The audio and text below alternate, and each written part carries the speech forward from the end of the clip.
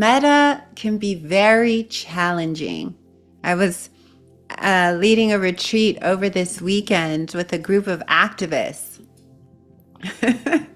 and they were struggling with Metta. They're like, oh, I hate Metta. And I was reminding them, right? It was bringing up, like, and I want to just remind you that Metta is a powerful purification practice.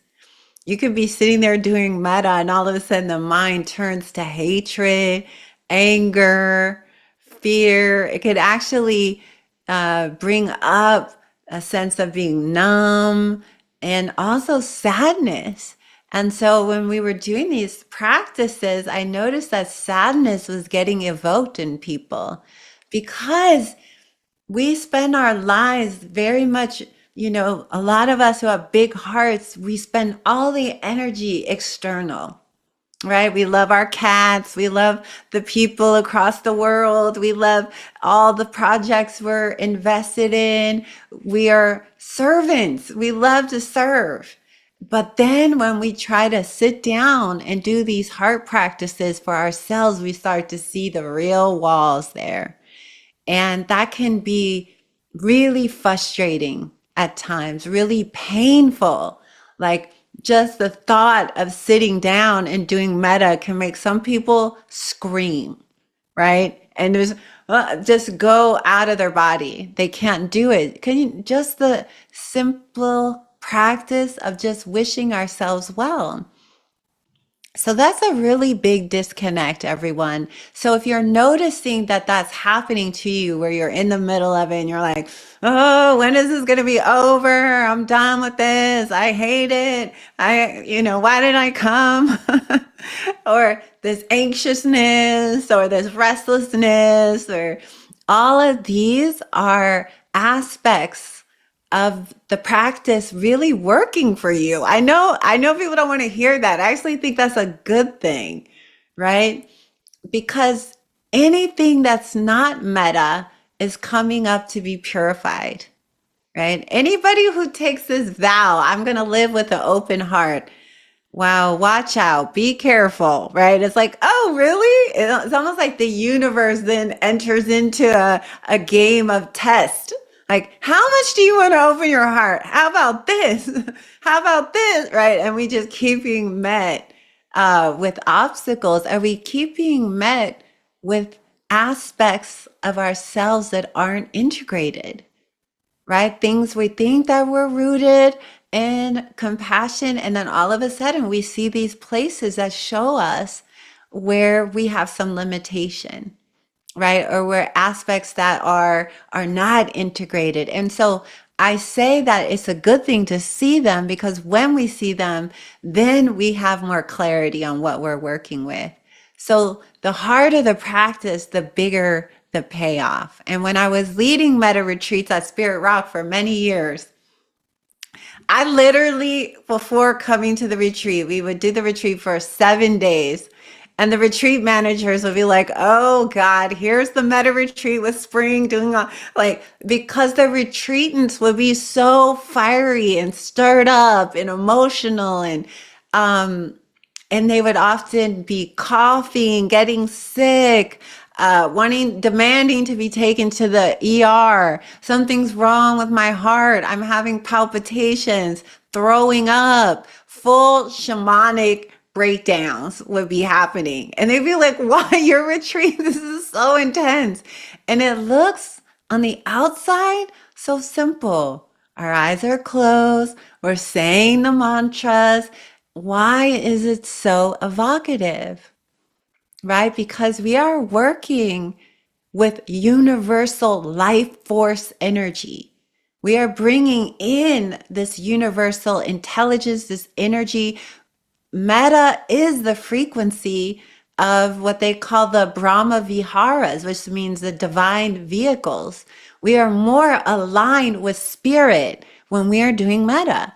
That is the energy of spirit. That is the energy of the universe.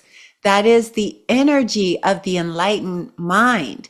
Is a mind filled with love, compassion, joy, and equanimity, right? And it's love that shines. It's not conditional. This is the thing about meta. See, we conditionally love ourselves. Okay, if you do these five things today, then I'm going to love you. If you clean your house, if you take out all your, get your emails all cleared out, we have all these rules and guidelines, right? If you go for a walk, and then maybe, so we have this a lot of conditional walls, and people love each other very conditionally, so we don't always know what it's like to experience unconditional love and acceptance. This is what everyone longs for. That's what's so funny about our society. We love love. We're hopeless romantics, love movies, romantic comedies. Like everyone's desperately trying to get it, but we don't recognize that actually when we're rooted in self-love, that thirst for an external source begins to dissipate. And when we're not thirsting and we're not reaching out, there's a deep sense of contented subtleness that begins to happen in our own spirit, right? Our own body. We begin to be more at peace with ourselves. And this is some of the wisdom of metta that I want to share with you tonight. Because when we are not constantly on the outer search, I always feel like a lot of us were like hungry ghosts, right? Especially people that grew up with a lot of trauma. Who didn't grow up with it? None of us had, parents that were showering us with love every day and going, may you be happy. I mean, don't get me wrong. Some of us did, and bless you for that. But my house, so I'm still sorting out that chaos, right? Growing up with violence and growing up with people who were rooted in trauma, who didn't know how to love themselves. They don't know how to love their children. They don't know how to love each other. We are learning how to do this. And this is why I think heart medicine is so powerful, because first we take the medicine. Instead of being like, hey, all you people in government, open your hearts, right? Like, no, that's not, that's kind of hopeless, right? We can't control that. But what we do is we go first.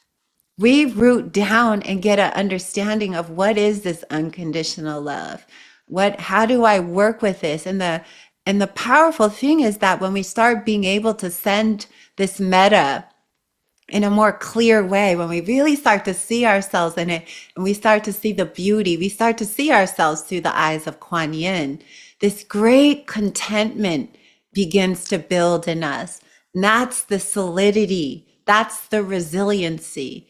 And when that contentment starts to build, our meditation practice grows because we're able to rest in the present moment in a much more grounded way. Right now, we don't really want to be present with ourselves. Some of these activists, I said, they're like, present? Why? We could just smoke weed and listen to music. Why do I want to, that does not sound fun to sit with my pain. I don't, and I actually was loving these conversations because it was like honing my wisdom faculty a little bit more, because I could see, yeah, why do we want to sit and feel all of this? Well, why not go smoke weed all day and listen to music and have fun, right? But I was reminding them that what we're looking for is lasting refuge. That doesn't last, right? Eventually, you have to face yourself. You're the only one in your mind all day, every day, right? And so what we're doing when we're working with metta is like we're building a beautiful refuge that we want to rest in, resting in ourselves, in consciousness, right? And when we have a mind that is easier to access metta, and when we can do it and we feel it, our natural system begins to regulate. We naturally want to be present. And so metta leads to more mindfulness. And mindfulness leads to more concentration. And concentration leads to deeper settling and deeper wisdom. So it becomes almost like a form of what we call dependent origination, right? Love, joy, and happiness actually are the foundations of concentration. We all wish we could sit down and do our meditation and just be present for hours at a time and just feel the energy and feel the flow. But the more we have metta as the ground, the more our mind naturally settles with itself. We naturally feel at home in ourselves. When we have a mind that is violent and attacking ourselves, we are filled with anxiety. Anxiety, I feel like that's the root of a lot of anxiety is the mind turned against itself in some way. We live with a barrage of attacks. So no wonder we amplify that energy out into the world. Like look at social media. It's a lot of attacks. There's a lot of love too. I will say that. But as you see, it's just people projecting outward. It's just humanity talking to itself all day, every day. You can see the content of what it's saying, right? Displayed out in the open. We never used to see that before. But this is some of the wisdom of metta. This is why developing the quality of metta and compassion gives us a sense of resiliency. Because when we don't have that, we're very susceptible to the judgments of others, and we're very susceptible to the energy of others. So I want to also talk about how metta protects us, right? How does this protect us?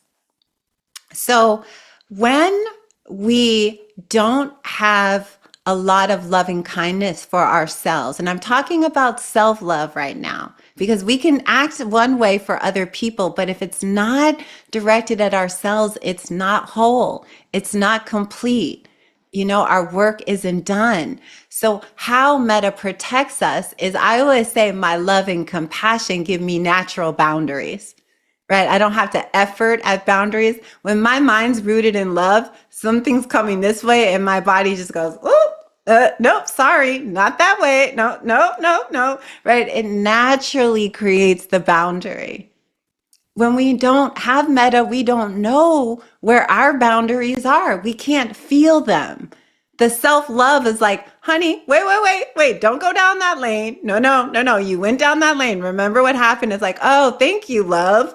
Thank you. Right. We're not into the suffering anymore. We're done with that. Right. It's like when these qualities, they take on a vibration and they begin to protect us, and we avoid pitfalls. We have a natural boundary because not only are we more connected to our heart, we're more connected to our body. And then we see the danger ahead. We see the difficulty ahead, almost like the metta gives us a kind of premonition, right? We're more also in touch with our intuition. So not only does it give us strong boundaries, I don't really have to effort with my boundaries as much now. I just know that's good and that's not anymore. Like, no, no, no, no, no, that needs to stay over there, from afar. Love ya, but we're talking through the glass right now, just because some people may forget that we're interconnected and try to cause harm because they forgot, right? So I don't hate them for that. I just naturally have the metta as a protector. Does this make sense, everyone?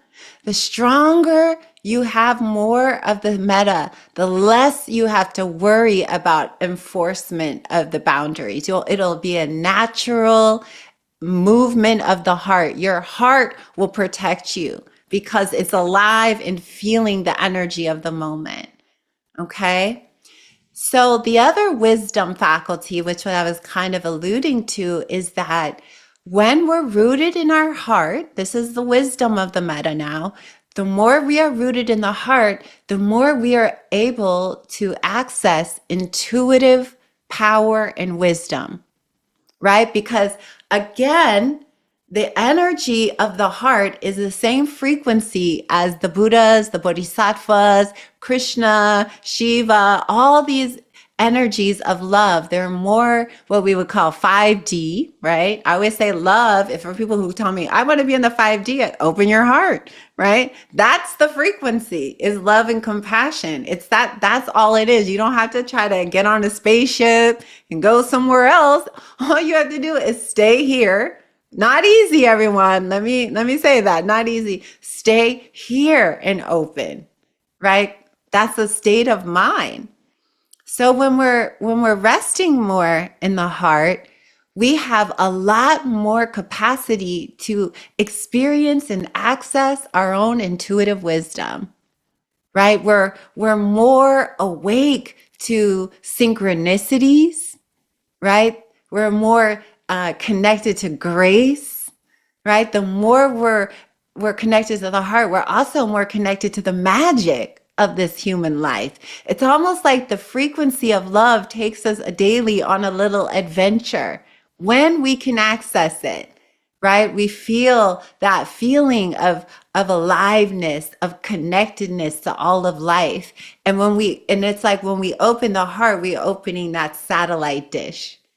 We're opening a higher portal. We're opening like a star system activation. And through that, information on that same line can reach us, intuitive wisdom, right? We that's what's so powerful about compassion and wisdom as the wings of awakening. This is what the Buddha used to call this. The Brahma Viharas mixed with true wisdom is the path of liberation. It's inevitable because the more we're resting in the heart, guess what? The more wisdom grows. The more we find ourselves experiencing innate wisdom, that fuels us back into the heart again. Right? So it's like a weaving, and we're able to move in our practice in a different way. So intuitive wisdom, the more metta we practice, the more we're accessing that. And then, with intuitive wisdom and these heart energies of compassion and joy and equanimity, we're also the synchronicity of life, the magic. And many of us, when our hearts are closed, when people are very close hearted, they're like, magic, what magic? There's nothing, it's all very science based and the world is hell, life's a bitch, just get through it. It's very pessimistic. Heart closed people, they love pessimism, right? I always feel like I am an eternal optimist. Seriously, you guys, when the worst things happen, I'm like, well, maybe this is a good thing. Again, I really aim that there is a higher teaching. Right now, I had to get a cast on my arm for my accident. And I was very sad about this, but I'm trying to find the good in it. And then my doctor told me I need a hand surgery. For some of you who've been following, I got hit by a DHL bus, trying to find the wisdom in that too.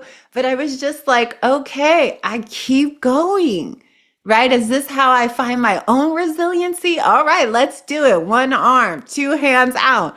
I'm still going to keep doing what I do because this is what my heart has to do. Right? My heart, I would have been practicing tonight. You all got to join. Lucky for me, I get to be with you all, but I'm in my altar doing my practice. And I'm trusting when you have this heart, you naturally have this optimism. You use the experiences for awakening. You use the challenges. You think about, okay, well, what is this? What is the gift in this? What am I learning?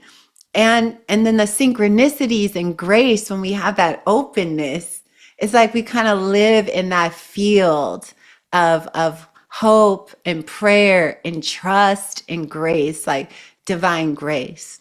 One of the good things, everybody, that could come out of all my surgeries and all this stuff is DHL has a lawsuit, right? And I have one of those high-powered lawyers because I was run over by a DHL driver while walking who was like, oh, I didn't see you. Well, there's consequences for that, and maybe that's the money for the land that I've been dreaming. So everything, we use the love, we trust that every trial is teaching us something.